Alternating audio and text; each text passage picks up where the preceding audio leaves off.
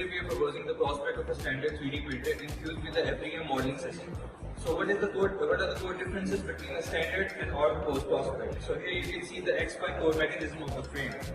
Now, as you can see, these are the two heated beds which are based on the Z-axis, which helps in the movement and etc.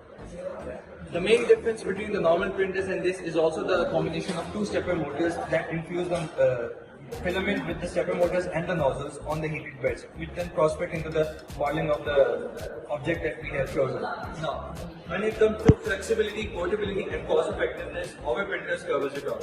When it comes to flexibility, here you can see an LCD panel. Not only it holds a USB socket but also an SD card socket, and flexibility of USB connection with a laptop, that you can import your models from laptop inside the software firmware based in the model.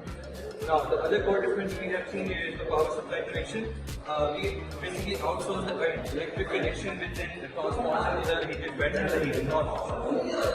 Now, if you come on this side, here you can see the filament-based material wire. Now, we are using a PLA, the standard normal 3D printer material. Now, in our future prospect, we have chosen our research line of work to infuse metal wire filaments into the printer. But here, as you can see, the motors are currently making the filament-based material based on the PLA modeling that we have infused in the LCD panel.